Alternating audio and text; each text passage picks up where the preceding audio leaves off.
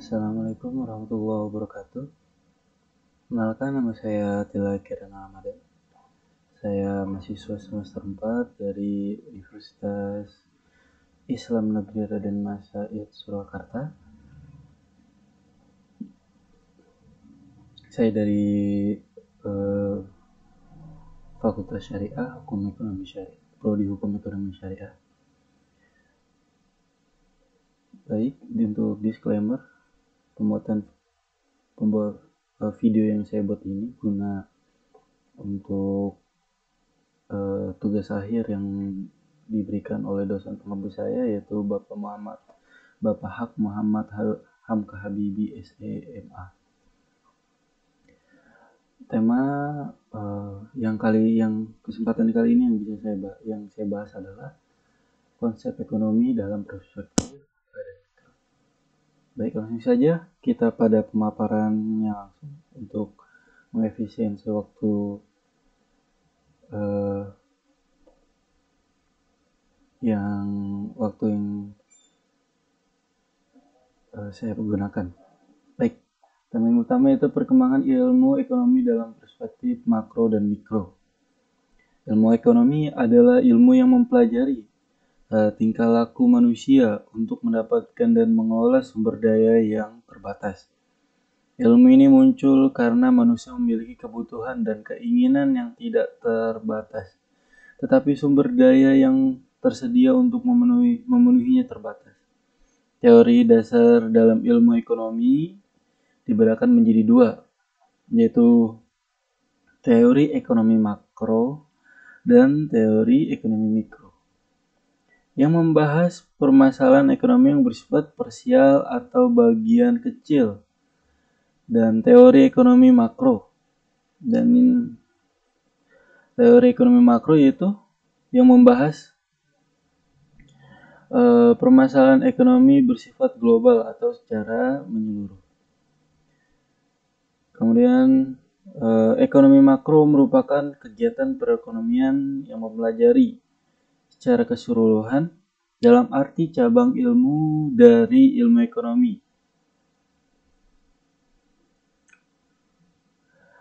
Dari ilmu ekonomi makro menjelaskan tentang perubahan ekonomi yang mempengaruhi banyak masyarakat, perusahaan maupun pasar perkembangan ekonomi makro. Berkaitan dengan masalah ekonomi publik, ekonomi makro sering juga dipergunakan untuk menganalisis cara terbaik agar mempengaruhi target-target kebijaksanaan seperti stabilitas harga, tenaga kerja, pertumbuhan perekonomian, dan pencapaian keseimbangan neraca yang berkesinambungan. Kemudian ekonomi mikro, ia merupakan kegiatan perekonomian yang mempelajari hanya berupa bagian kecilnya dibandingkan dengan ekonomi makro dalam arti hanya bagian kecilnya saja, seperti perilaku konsumen dan perusahaan serta penentuan harga pasar serta kualitas faktor input barang dan jasa yang diperjualbelikan. Kemudian perkembangannya.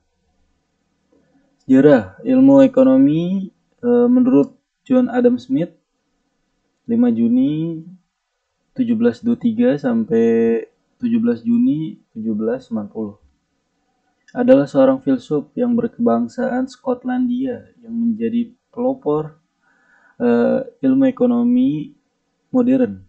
Karyanya yang terkenal adalah buku An Inquiry into the Nature and Cause of the World of Nation, disingkat The World of Nation. Adalah buku pertama yang menggambarkan sejarah perkembangan industri dan perkembangan di Eropa serta dasar-dasar perkembangan perdagangan bebas dan kapitalisme. Kemudian kita lanjut ke materi yang selanjutnya, prinsip dasar produksi, konsumsi, dan distribusi.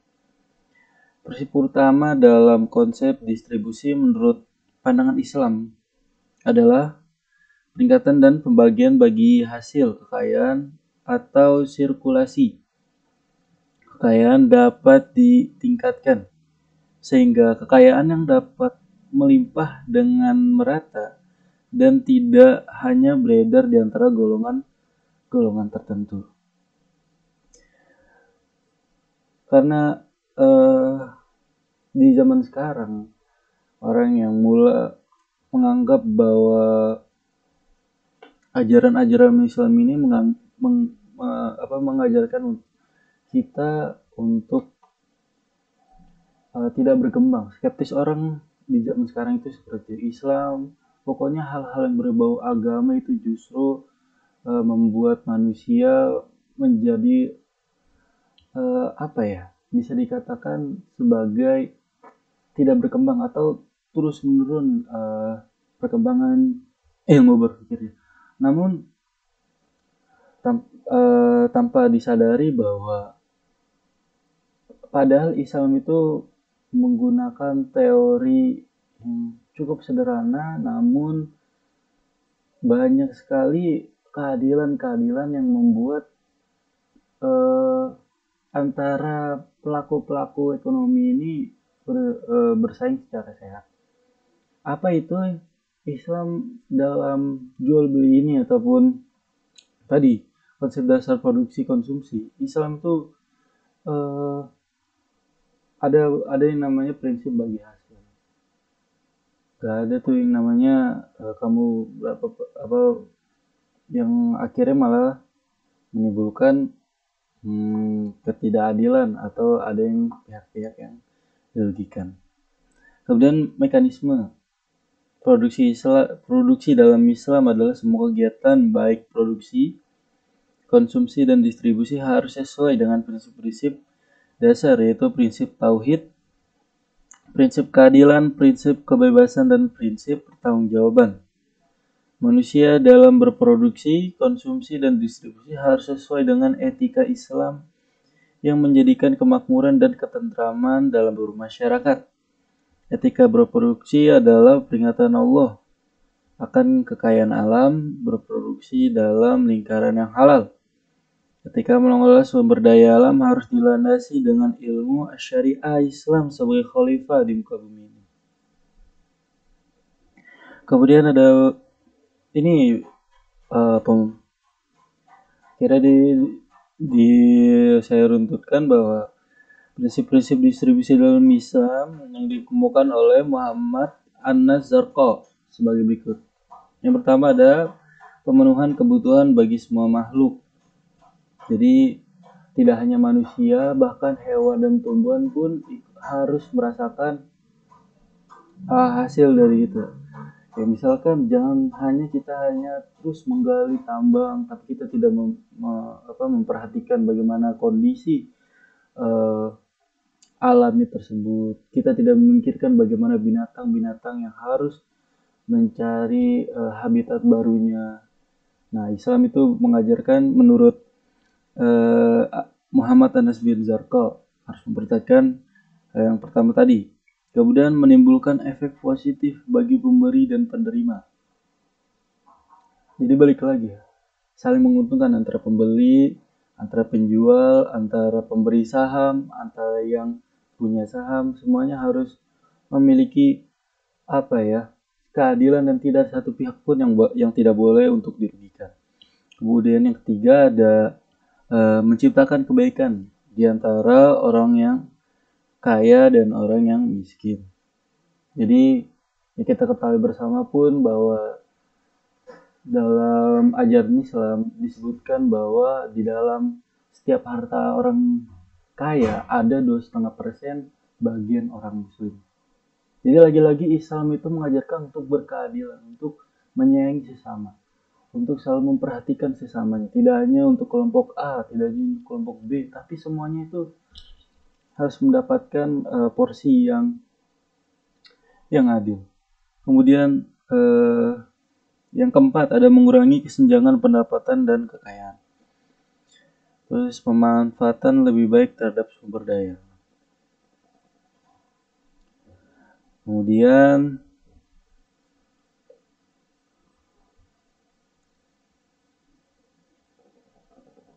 tadi yang telah saya sebutkan.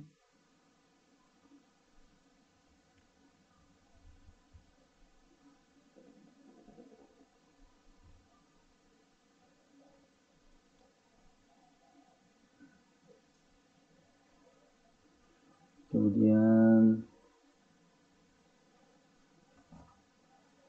ini prinsip konsumsi dalam Islam. Di sini ada 6 prinsip konsumsi yang bisa saya gambarkan kepada para audiens. Yang pertama itu ada prinsip syariah. Prinsip syariah itu yang memperhatikan, yaitu yang menyangkut dasar syariat yang harus dipenuhi dalam melakukan konsumsi, di mana itu terdiri dari yang pertama, konsep akidah. Apa sih konsep akidah? Yaitu konsumsi adalah sebagai sarana untuk ketaatan dan beribadah sebagai perwujudan dan keyakinan manusia sebagai makhluk yang mendapatkan beban khalifah dan amanah di bumi yang nantinya diminta pertanggungjawabannya oleh Sang Pencipta. Kemudian ada prinsip ilmu. Kemudian ada prinsip amalia. Kemudian ada prinsip kualitas. Dan ini adalah prinsip-prinsip yang bisa saya tampilkan pada para audiens. Kemudian ada perilaku produsen. Menurut bahasa, perilaku berarti kelakuan atau perbuatan, sikap dan tingkah laku seorang dapat dipengaruhi oleh beberapa faktor. Di antara adalah faktor-faktor eksternal dan faktor organisasi dan individual. Jadi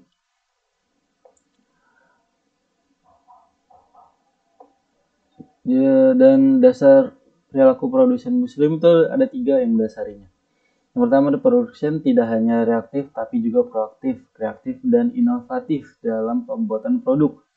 Kemudian yang kedua ada arah penciptaan produk adalah penggunaan. Kemudian yang ketiga adalah patuhi prinsip efisiensi. Kemudian banyak faktor yang mempengaruhi perilaku konsumen seperti persepsi atau sensasi, cognition, efek, belief, sosial, dan lain sebagainya. Oleh karena itu konsumen sebelum mengambil keputusan pembelian akan melakukan hal-hal info seperti mencari info seperti choice, preference, dan communication. Dan ini yang selalu kita terapkan di bawah kesadaran kita. Kenapa kita seorang konsumen ini membeli sebuah produk A? Itu kadang kita itu hal-hal ini yang mendasari ya ini. Kadang apakah kita percaya terhadap penjualnya, kemudian bagaimana tentang penilaian orang-orang yang membeli sebelum saya bagus atau tidaknya. Jadi dan sampai akhirnya saya membeli suatu produk tersebut. Nah, ini semua tadi saudara-saudara yang kadang di bawah kesadaran kita hal-hal ini yang mendasari kita untuk membeli sebuah produk. Dan faktor yang mempengaruhi perilaku konsumen menurut Eghanas, Ebdi, Gorbani, Kamali, dan Hironi.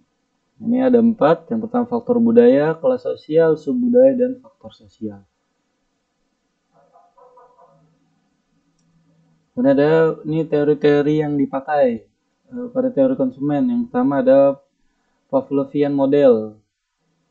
Ivan Petrovich Pavlov merancang model perilaku konsumen pada tahun 1906 sebagai model pembelajaran perilaku konsumen yang membuktikan dengan eksperimen bahwa objek atau peristiwa dapat mengaktifkan respon terkondisi dalam kehidupan nyata. Kemudian ada economic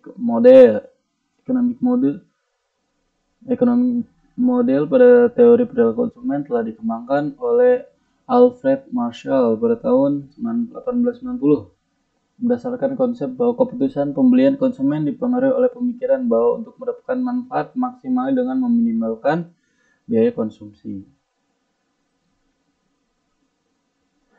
Kemudian Berakhir sudah